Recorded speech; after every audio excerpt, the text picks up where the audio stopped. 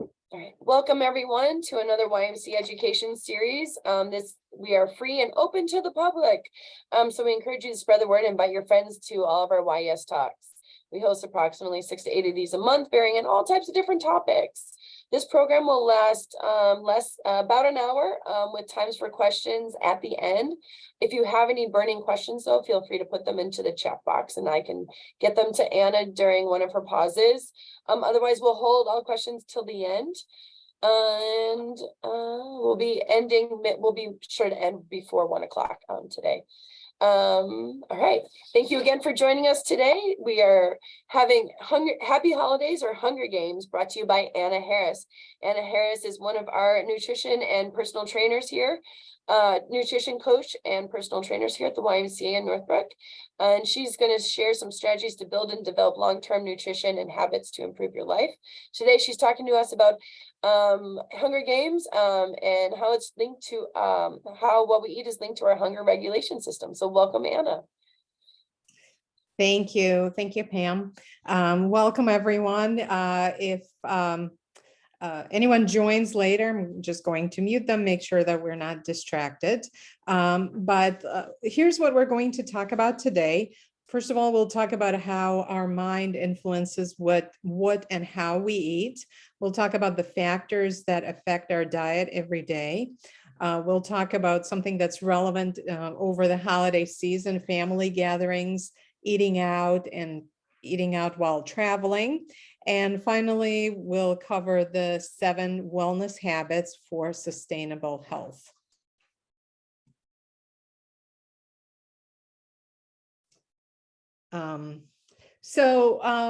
Holiday time is when our eating behaviors and awareness over those really come into focus. It's part indulgence and part celebration, but also part deprivation and binging. Perhaps driven by opinions of others, maybe family, maybe friends, and perhaps it's driven by society standards, but people are often find themselves in a cycle of overindulgence and then feeling guilty about it. Our minds do influence what we eat, but how do we control it? So first, let's talk about hunger. So have you had an experience like this, where you're opening your fridge or your pantry, standing in front of it and complaining that there's nothing to eat? Has that happened to you? Or maybe if you ever had a stomach bug and thinking about food is just close to impossible. Those are signs of hunger. So we feel that hunger, that need to eat, when there is a physical need to eat. We basically need to replenish the energy lost.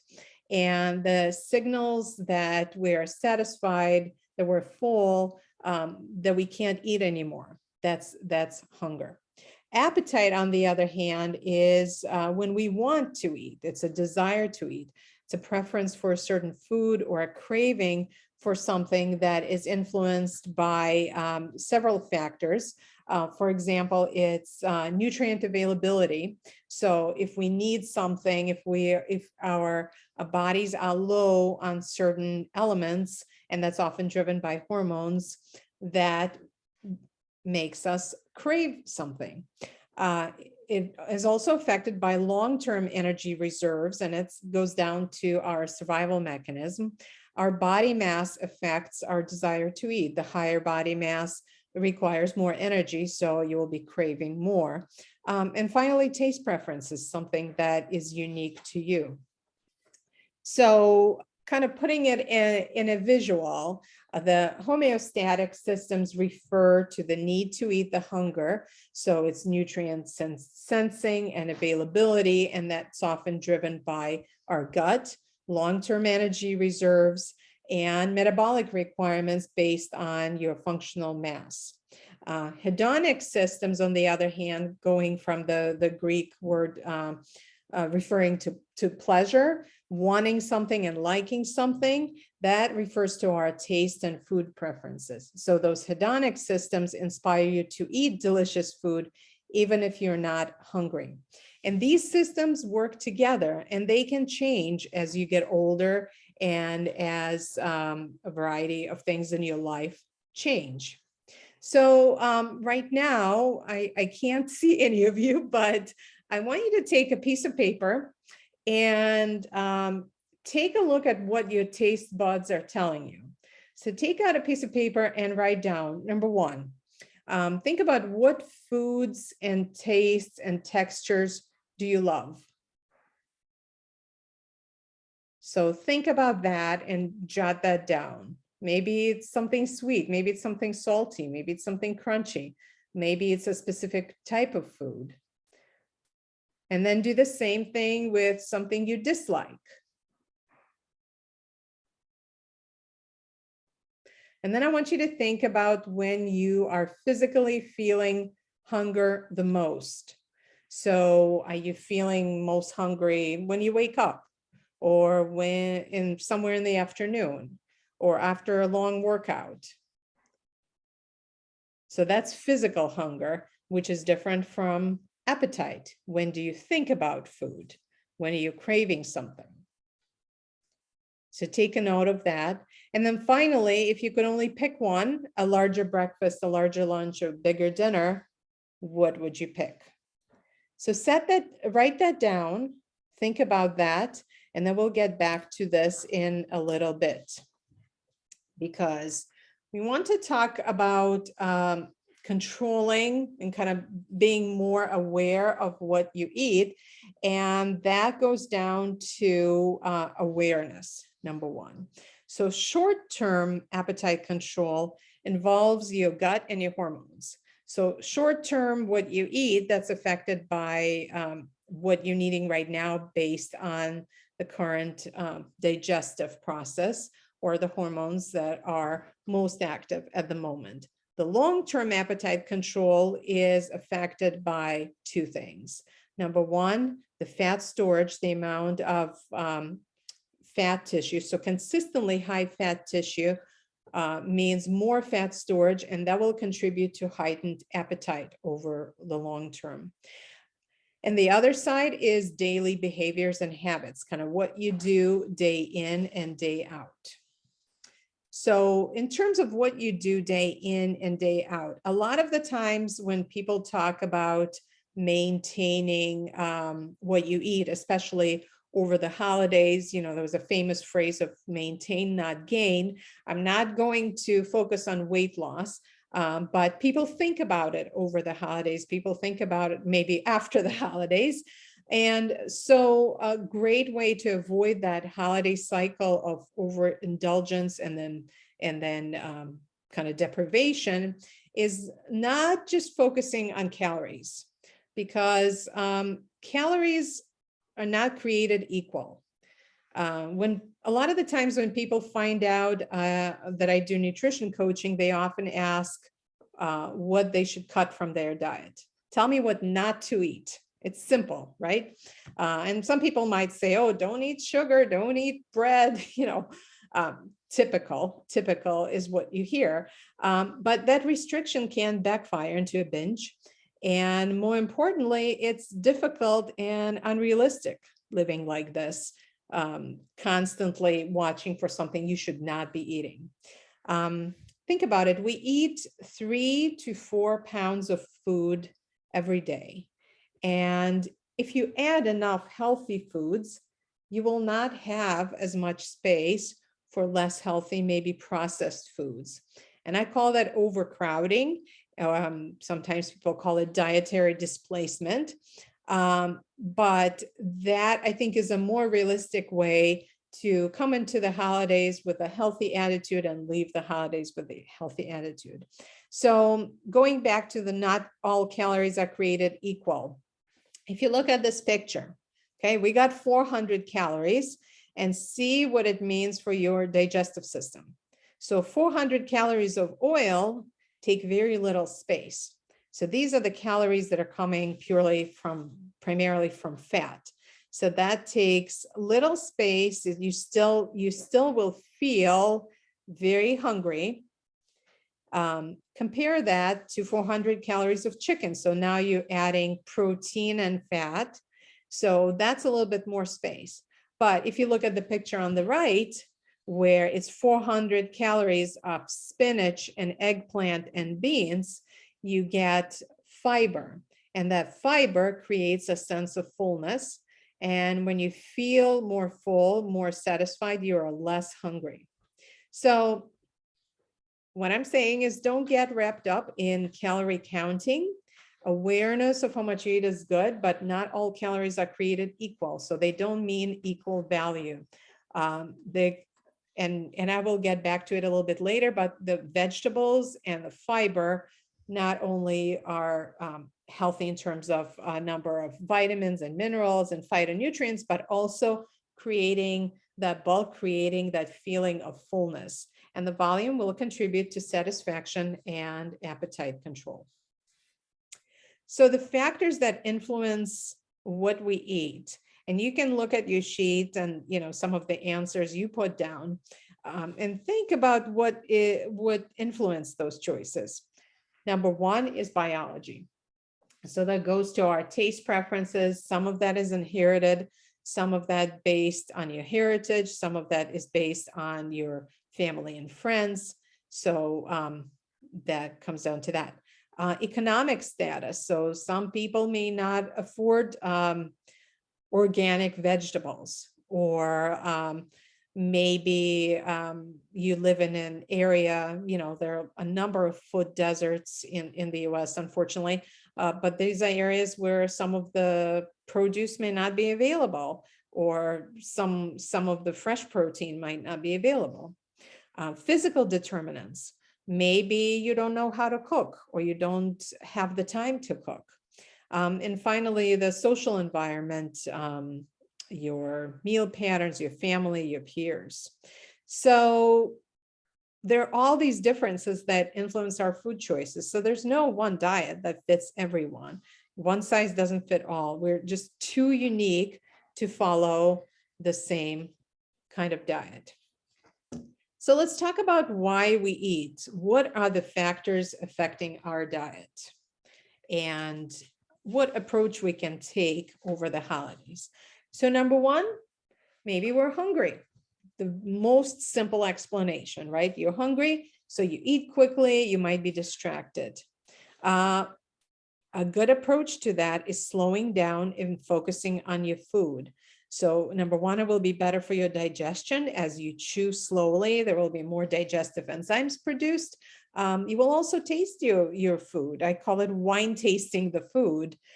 So you will really appreciate and understand what you're eating, because if you try to wine taste, fries, for example, versus wine taste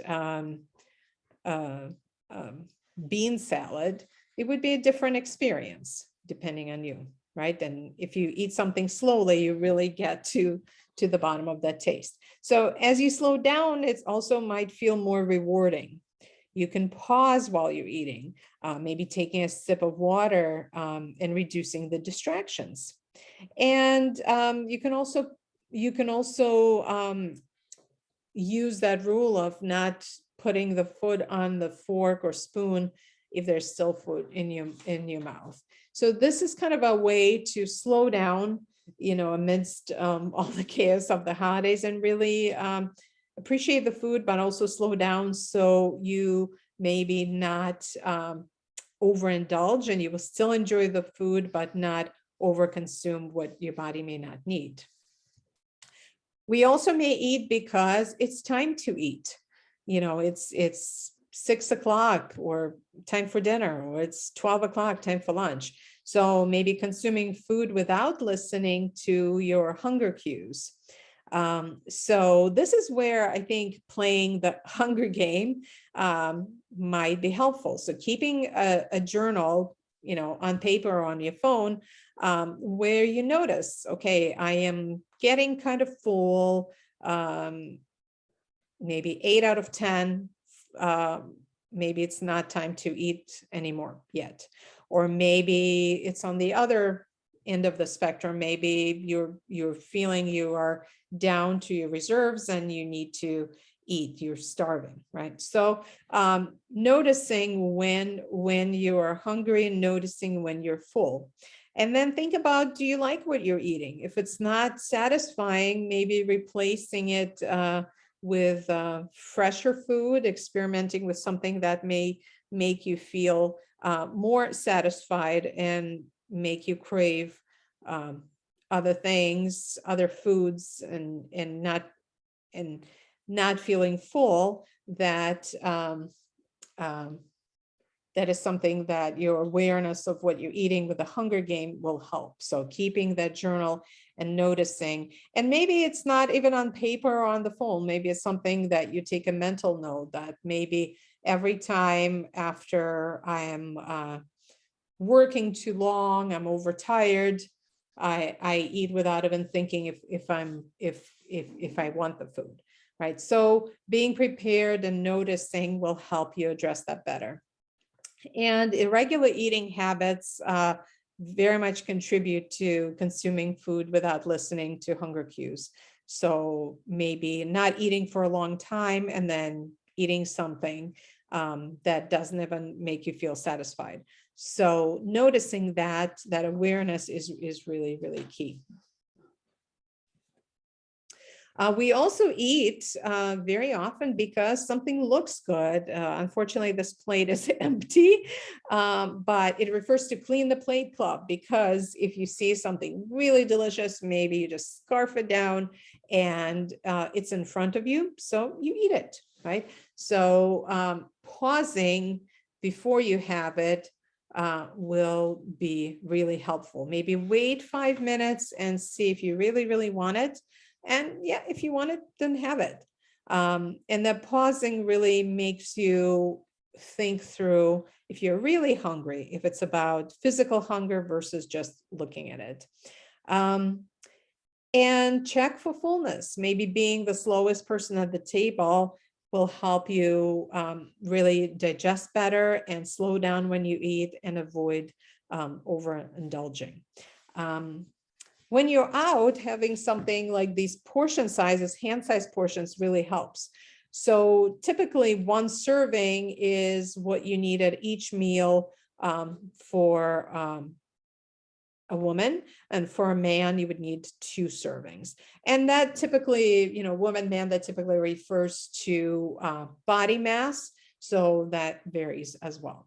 But 1 serving of protein is your palm, so just the palm of your hand, that's the amount of protein in 1 serving. Vegetables, 1 fist, but I always say the more vegetables, the better.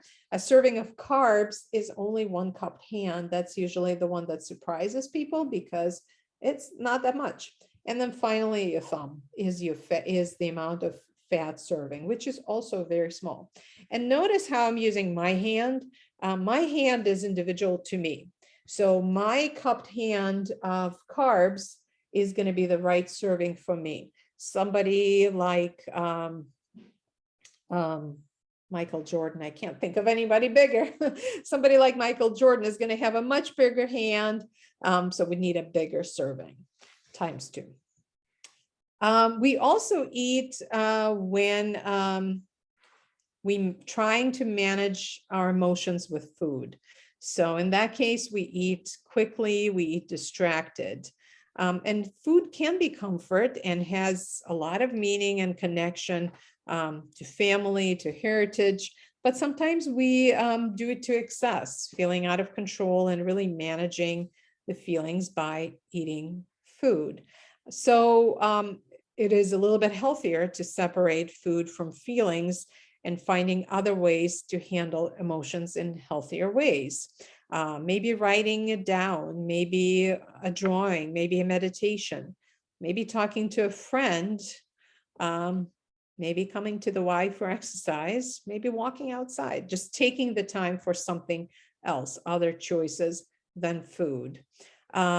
Maybe looking for healthier choices, when I talked about dietary displacement. So instead of eating, a small amount of fat, maybe eating a big salad or a scoop of beans, something that makes you feel full and gives you that feeling of satisfaction without adding unnecessary calories. And maybe pausing to ask yourself if it's one of these letters in the word halt. H standing for hungry, which means yes, definitely eat. A standing for angry or anxious. L standing for lonely, and T for tired. So if you feel that your emotions are a little bit out of balance and your first instinct is to get some food, before you do that, ask yourself if it's any of the words in halt. And if it's H for hunger, then yes. And we're all human. So it's not, I'm not advocating deprivation, but if it's something other than food that you need, it may be a healthier choice to go to that first. We are also going to eat because of social interaction, right? So food provides a social connection. We might be having drinks with friends or dinner with family. A lot of people will be gathering next week. And when gathering with friends and family, we don't always eat mindfully. You eat while talking, you might be distracted, you might eat or drink too much. The biggest advice I can offer is speak, eat, repeat. So taking the time for the conversation, for that social connection, giving the attention to the conversation, but also enjoying the food and listening to your body. You don't have to eat to make somebody happy, but focus on the social interaction. And we'll get back to getting comfortable with saying no, but oftentimes at holidays, at holiday gatherings, people encourage you to eat more. And sometimes a simple no, thank you is sufficient. And that's something that will go a long way for you. So let's talk about how to enjoy the holiday meals guilt-free. So number one is eating slowly. So I'm going to play a small example of Hi, and welcome to meditation. Headspace. So before you begin eating, just take a moment to consider where your food has come from, where it was grown, where it was prepared, maybe where it's traveled from. Just pausing, looking at the food, and then picking the food up, taking a moment to smell the food. So engaging the physical senses. As you smell the food, what does it remind you of? Does it take you to a particular place in your mind? And then putting it in the mouth. Not chewing it as quickly as possible, but just moving it around the mouth. Noticing the tastes, the flavors, savoring each and every moment.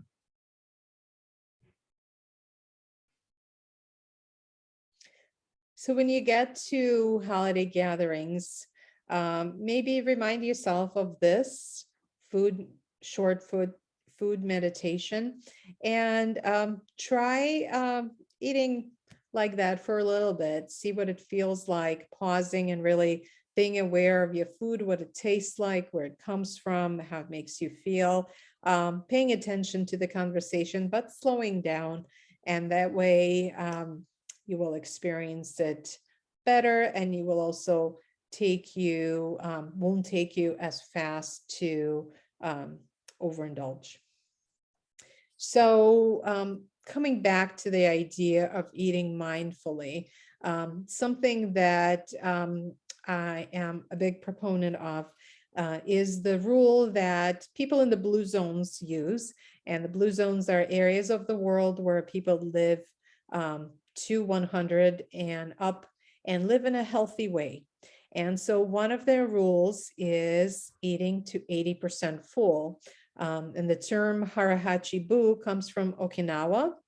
That's where it came from. And that is one of the blue zone areas of the world. And the idea is that you slow down to eat, you notice the taste, the smells of the food, you eat for pleasure, you're mindful of how much you're eating, and you are stopping when you get to about 80% full. And it's a very arbitrary number. You don't know when your 80% is, but when you are about full, you still are able to get up and maybe get down on the floor and down dog. You're still comfortable doing that. You're not, you don't have to loosen your belt, for example.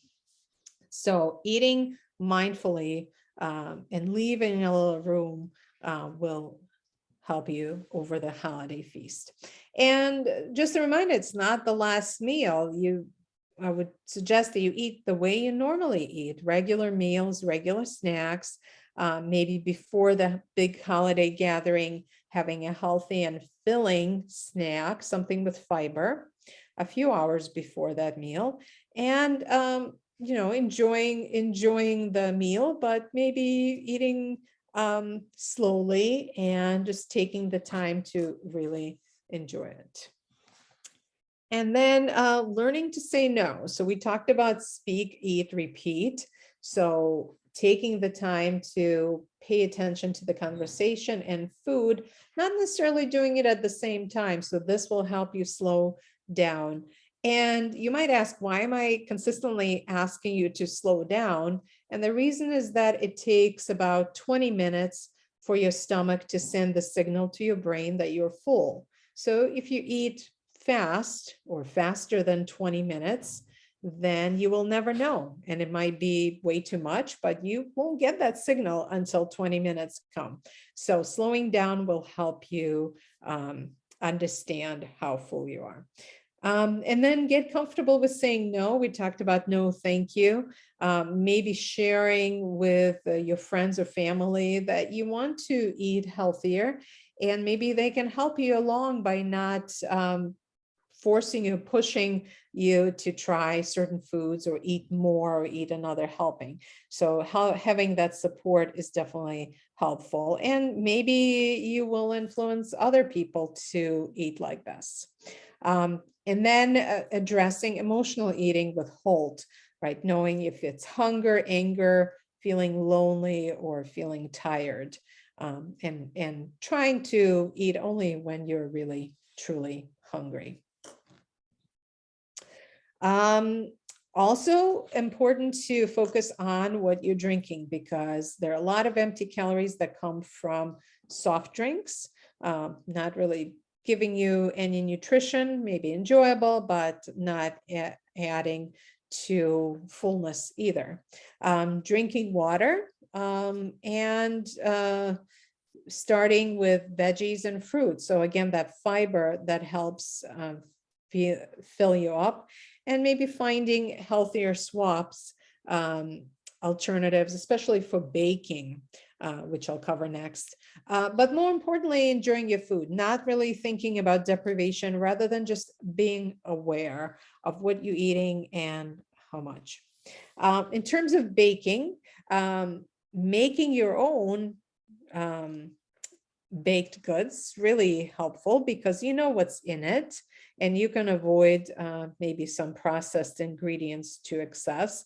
And bringing those baked goods with you, you know what's in it, right? So you can decide what you choose.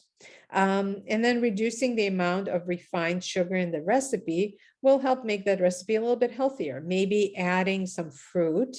Again, that would add fiber, some seeds, some orange zest. Spices make a big difference to flavor.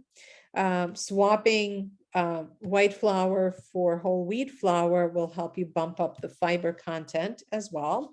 And then opting for dark chocolate, which has less cream and sugar and more antioxidants, a little bit a better choice. You can also substitute oils, like replace butter or oil with avocado. And can also add applesauce as an option, or pumpkin puree.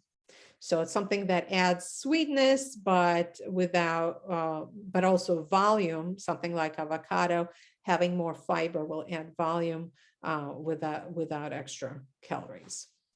So the restaurants are often, people dine out a lot over the holidays, right? And there are several ways to pick the restaurants that are good to you. So, and that involves a little bit of preparation. So looking at what the restaurants offer ahead of time, maybe looking online, finding a list of favorites, let's say certain cuisines that you know are work a little bit better for you. Looking at restaurants with a bigger menu, you might find more options as opposed to the ones that only offer a few. And then looking at that menu ahead of time so you can more thoughtfully decide with your interest in mind as opposed to last minute based on what others are ordering. You can also check the nutrition info and know what's in those foods. And then some of the extras that might add to extra calories, extra fat, that will not make you feel full, because you remember that volume when I was showing 400 calories to 400 calories to 400 calories, it will be a little volume, so you will crave more afterwards. So those things would be extra sauces, extra soft drinks, or maybe appetizers that are higher in fat. So you can scan the menu ahead of time and look for veggies. Remember fiber, right? So salads, side dishes, foods, soups maybe that are broth-based with less cream. Look for protein, foods that are higher in protein, making you feel fuller. And then in terms of portion size, maybe sharing it, so it takes a little bit more time to eat. There are also certain keywords that signify that food is high in fat, and typically foods that are high in fat are not always high in fiber. So it's something that will give you a lot of maybe taste. It might taste better, but it will leave you unsatisfied within an hour or two. So you would be craving more and so consuming more. So some examples of those keywords are fried, crusted, creamy, buttery, glazed, and so on. You see those examples on the screen. And the opposite of that would be grilled or broiled or baked, just meaning there's a little bit less fat, and that is something that will help you choose a healthier dish. You can also be very picky and ask for substitutions, or maybe replacing something with a vegetable. So making it work for you, adding more fiber, more bulk to the meal. But despite everything that I've just said, focus on enjoying what you're eating, no matter what your choice is, because deprivation often leads to binging. So not cutting, not having little, but just slowing down and maybe making healthier choices that will make you more full and contribute to more bulk versus more satisfaction versus just more calories that will make you crave additional foods later. So let's talk about traveling. So when you travel, it is often limited amount of time that you get to the airport or get to the train, or even when you're driving. There's often a shortage of time. So the best way to be prepared is to eat before you leave. So having a balanced meal with, here's an example of a healthy plate with half of your plate being vegetables. So that's a lot of fiber that will fill you up. Having just 1 or 2 thumbs of fat, a portion, right? Just a little bit of fat, because fat is very high in calories and it doesn't really fill you up long term. Having enough carbs for energy, right? Because we need carbs for energy, need that glucose. And then having at least a quarter of your plate as protein, so you can replenish muscle, and you can also stay full.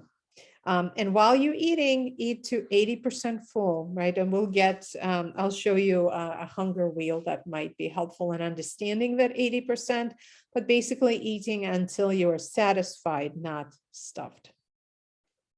You can also be ready with a snack when you travel. And some examples might be nuts and seeds, or edamame, or maybe boiled eggs, kind of depending where you're traveling, right? Or maybe canned tuna or fresh fruit, maybe cut up and stored. So that way you will be eating less junk food and less binging later. And you can also bring a container that's cool, maybe not a big cooler, but something that could be keeping your food stored well. And, don't judge yourself when you're traveling. Sometimes there are limited choices. Do the best with what you have available.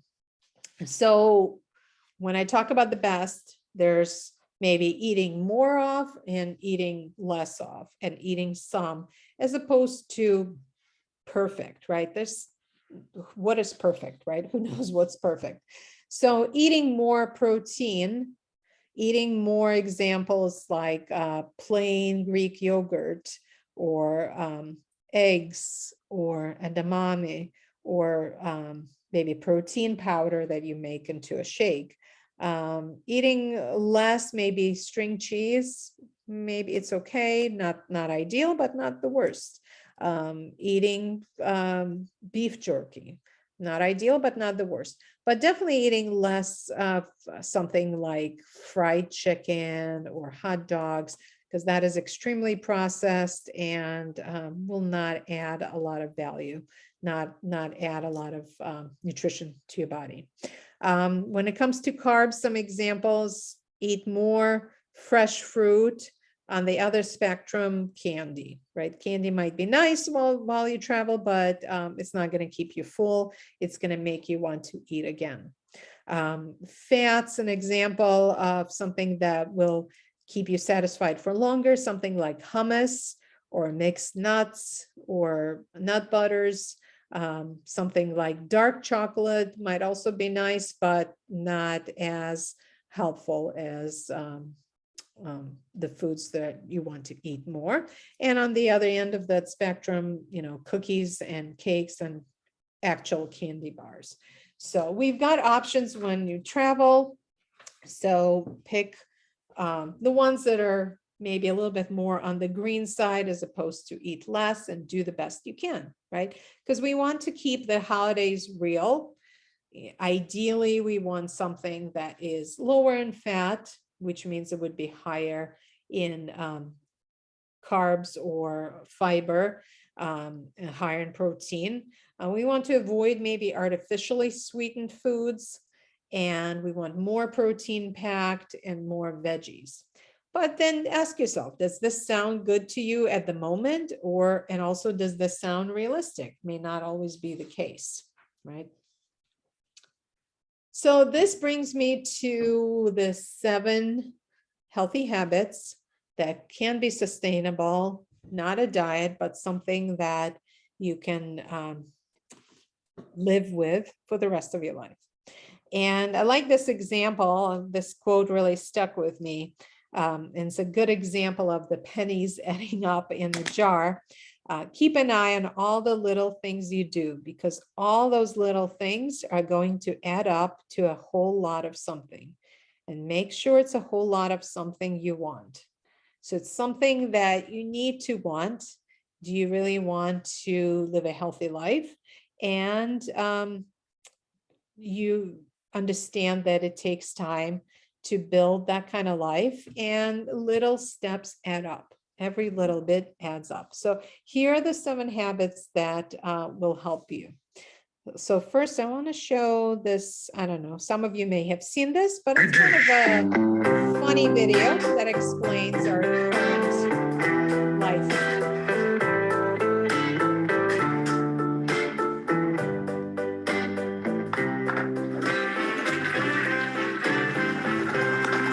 Oh, you're terrible.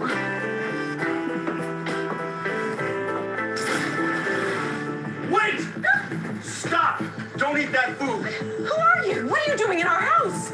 I'm from the future. I'm here to warn you, don't eat that food. Why not? The eggs, they're full of cholesterol. What? Cholesterol, it clogs up your arteries. Eating even just one egg can dramatically increase your chance of heart attack. Don't eat eggs. Oh my God, thank you. You're welcome. Godspeed.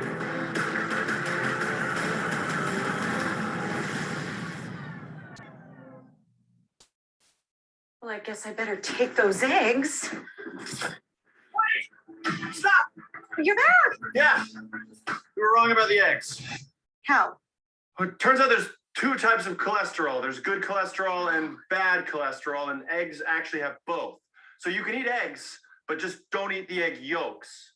So stick with the egg whites. Yes, thank you. Godspeed.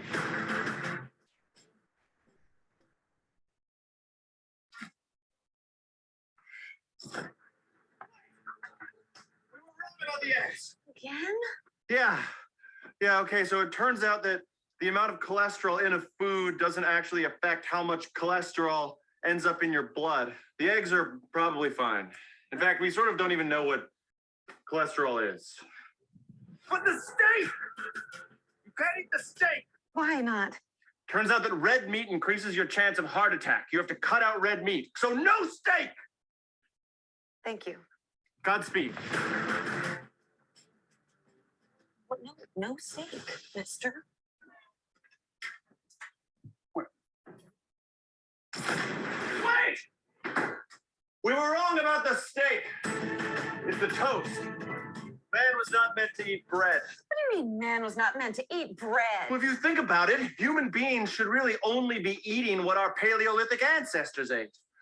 So, therefore, no bread, no toast. How do you know what our Paleolithic ancestors ate? Well, we just have to guess, right? I mean, we don't have any way of knowing.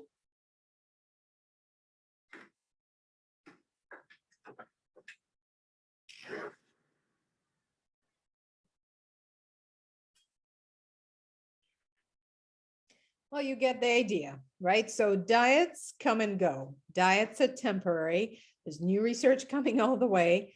So diets change all the time. So living on a diet is not realistic, but habits can be sustainable and habits are for life. So I want to take you back to 1900s when a prominent American businessman named Claude C. Hopkins was approached by an old friend with an amazing new creation, a minty, frothy toothpaste named Pepsodent. He promised that was going to be huge.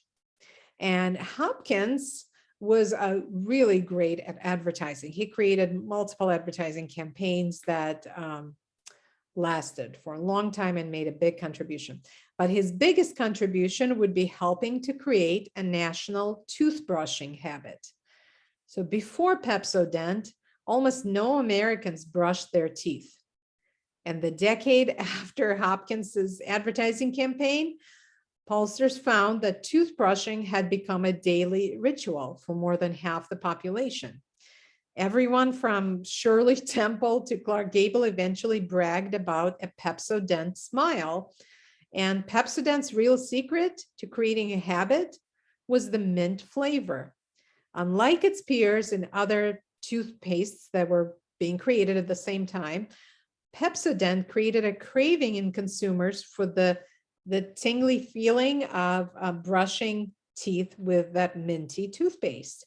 So Pepsodent users kept brushing because their brains started to crave the reward of that minty sensation. So this specific habit, replacing the pattern of behavior, maintaining the same cue and reward, is the easiest way to keep the habit long-term. So think about what are the things you do without thinking. And maybe it's toothbrushing, right? But if we take it many years back, people weren't brushing their teeth, right? Because there was no mint in the toothpaste. That's just crazy to imagine. But it was a habit that was created because there was a reward of feeling that minty sensation. So those automatic habits exist because there's a cue, something that's driving that behavior. And then there's a reward based on those cues. The trick to modifying the habits or developing new habits is replacing one behavior with a more desirable one while maintaining the same cue and reward. So healthy behaviors are built with small, healthy habits.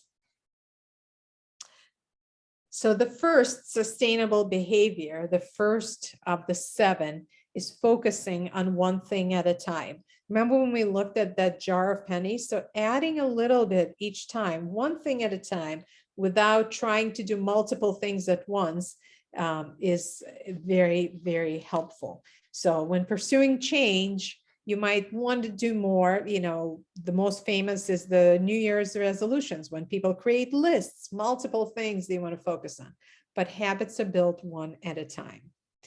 So breaking maybe even big goals into smaller bite-sized tasks makes it more doable and more realistic and something that you can maintain long-term.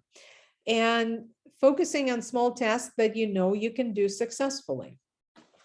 Often it's done by building a habit map. And the habit map looks something like this. First, there is a behavior. For example, I want to add more protein to my diet. I'm lifting weights and I want to build more muscle, so I need a little more protein. So what does that mean, that lean protein specifically, right? Let's be specific. Having 1 serving of protein at each meal. And why does it matter? Because protein keeps me full and it's important to build muscle. How will I do it? Let's be specific and think about the small steps. And each of these steps, one at a time, right? Maybe the first step is stocking your fridge with lean protein options, your fridge or your pantry. So maybe you're having some canned tuna always in your pantry. Maybe having beans always in your pantry, or maybe having chicken or fish available. So it will be easy to get to. Another small behavior, maybe planning your meals, making sure that ahead of time you think about what you need to get that protein in each meal. And how do you know that behavior is complete? You've come to the end of the map. When is it time to move to the next task? Is when you've consistently had protein at every meal for 2 to 3 weeks, right? So breaking a habit into small steps and asking the questions how you will get it done and how you will be specific about it will make it more likely that you will do it. So instead of kind of dreaming and visualizing it, knowing what specifically you need to do. Okay. The second sustainable healthy behavior, moving your body every day. It doesn't mean exercise, but it does mean intentional. So getting moving could be as simple as walking or going for a swim, indoors or outdoors. It has to be intentional. So the idea is that you will boost your metabolism and you keep that active energy with muscle, because muscle cells need a consistent flow of calories. So more muscle, more energy burned, so your body will function more efficiently. And activity levels predict overall fitness. How much you move is directly correlated to the length of life and the quality of life. I'm going to skip the weight loss for now. Next healthy behavior, sustainable behavior that we can maintain for life is slowing down when you eat.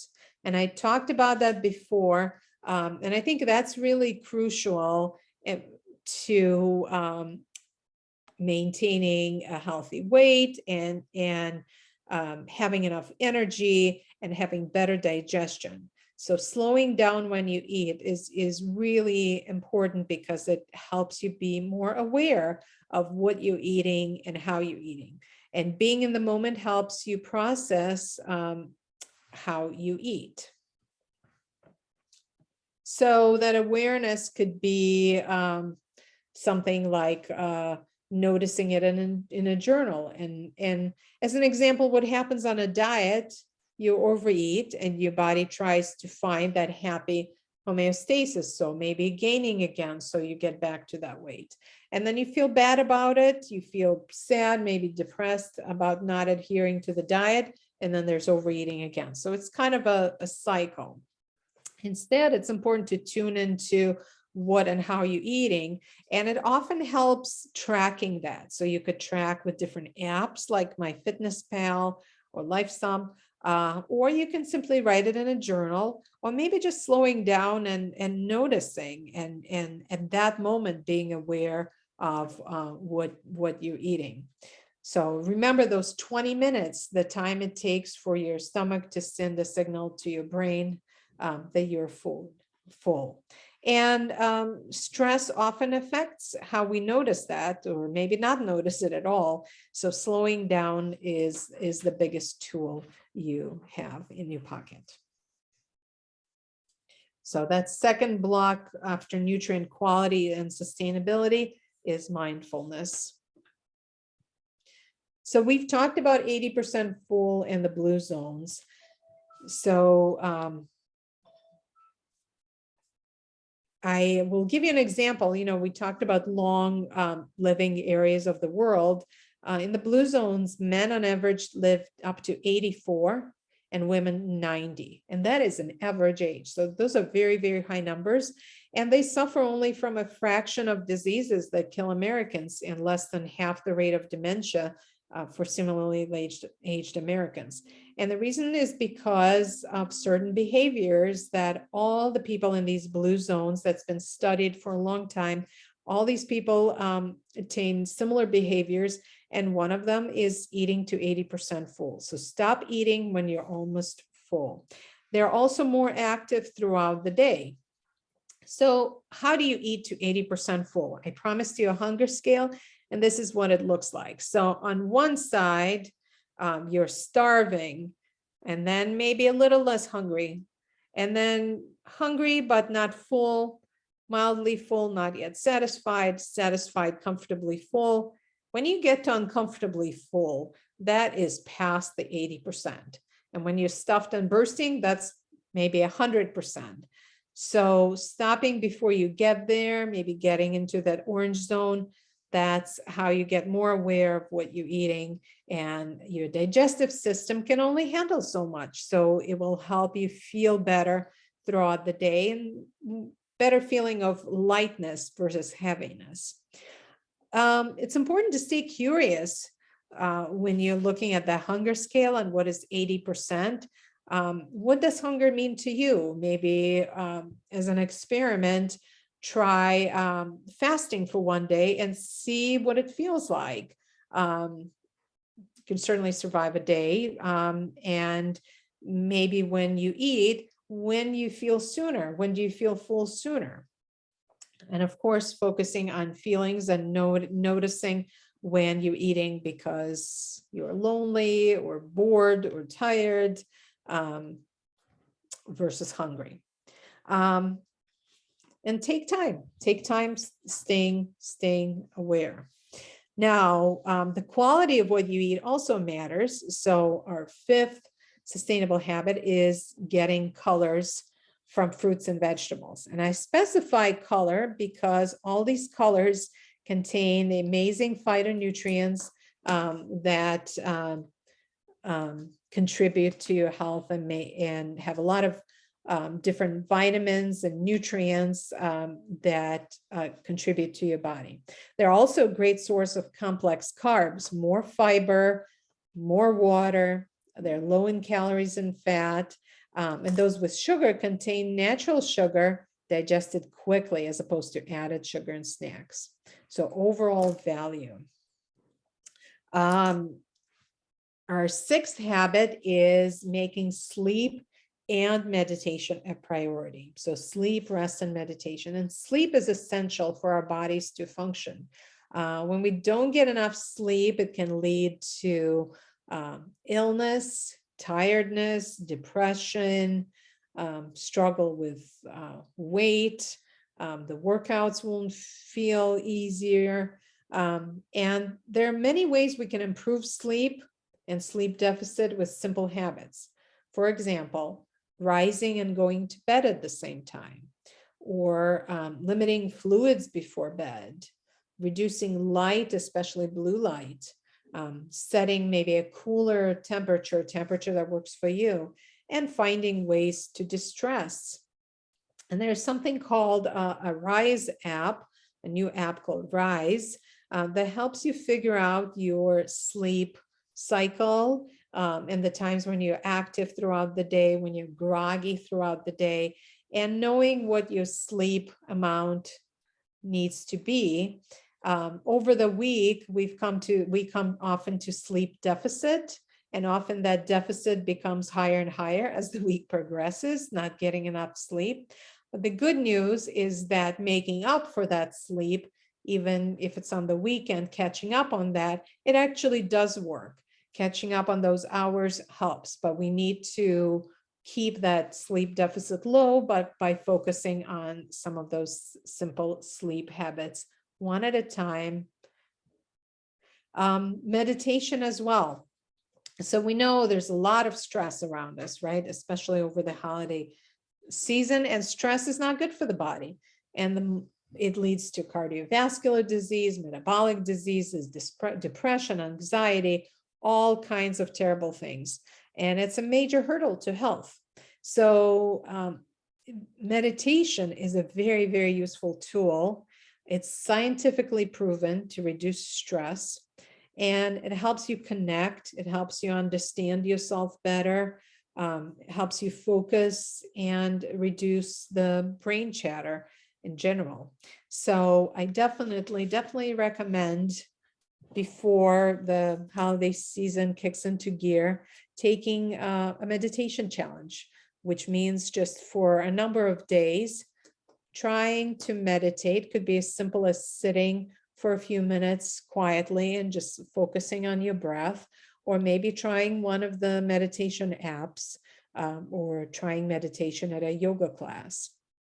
So that's definitely helpful in reducing stress. And finally, our final habit is planning ahead. So planning ahead, maybe meals, maybe making a list for what you will eat or what you will eat at a restaurant, maybe planning to prep. In the same time, exercise, staying active, right? One of our important habits is staying active, and we can do that by preparing, setting your exercise clothes the day before, or registering for a class, finding an exercise friend to attend a workout, or maybe doing a small workout, planning, maybe it's a long week, but I know I will need to get a little bit of movement. So maybe 15-minute walk at lunchtime is all I got, and I'll plan to do that, right? So plan to succeed. Planning really helps you turn it into a habit. And prepping is a part of that. So stocking up on foods that will give you more fiber, like whole grains and nuts and beans, having lots of vegetables on hand, and that includes frozen vegetables as well. They're just as helpful, maybe even packed with the prime peak of vegetables, and just making extra when you need to. So if you cook a meal, having some extra grain or protein on hand so you can make meals quickly when time is short. And finally, being kind to yourself. So especially over the holidays, really watching out for negative self-talk, using self-compassion, right? Being kind to yourself, because negative self-talk may release dopamine. So that would be kind of a negative habit forming. Instead, focusing on mindfulness and awareness. For example, I'm feeling guilty about eating these cookies, using common humanity. A lot of people probably can't resist cookies, and being kind to yourself. Take a breath. It's okay to eat a little bit of a cookie now, right? So kindness over everything, being aware, but understanding it's one time, unless it turns into a behavior. So behavior, nutrition, habits is what I focus on with nutrition coaching. We take 2 weeks to practice each habit. and really focus on setting nutrition behaviors over following a rigid diet, because that is not sustainable and not realistic. And it costs the same as personal training at the YMCA. So now I'm going to open it up to questions. And I see there's something in chat. Oh, okay. So if anybody has any questions, please ask now, or you can always follow up with me at So if anyone has any questions, we can take a minute or two. Otherwise, you can email me back and I can give you Anna's contact information. Or this will be a podcast, hopefully by later today. And we will have other sessions from Anna as well. Any other questions? All right, Anna, I'm gonna close up and let you take off. But thank you so much. This concludes our YMCA Education Series presentation on behalf of the Northbridge Suburban YMCA. We thank you. Thank you, Anna, for talking to us today. I know I learned a couple of tricks along the way that I'm going to adopt into my own nutrition life as well. So thank you for that. Our next talk is next Thursday at noon. It's Healing Neck Pain Naturally, and we look forward to seeing you all there. Have a wonderful day. Bye.